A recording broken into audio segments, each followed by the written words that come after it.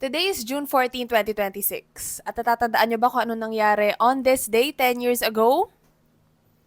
Nahulog si Jose Manalo sa isang estero sa Malabon during One for All for One sa Itbulaga. Di ko alam kung totoong memory to or dahil sa ilang beses ko na siyang napanood. Feeling ko, napanood ko talaga siya ng live sa TV nung actual na nangyari yan. Pero for those of you na nakalimutan na or hindi pa papanood, let's all watch it together.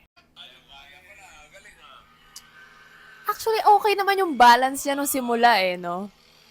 Tapos biglang, ayun. Ayun na.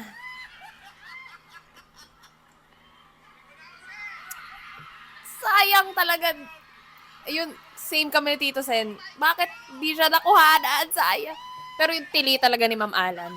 Anyway, yun lang. Actually, yung boyfriend ko taga Malabon, fan ng Itbulaga, at fan ni Jose. So kapag naka, 10K likes to, pipilitin ko siyang pumunta kami dun sa actual site at magpipilgrimage kami dun.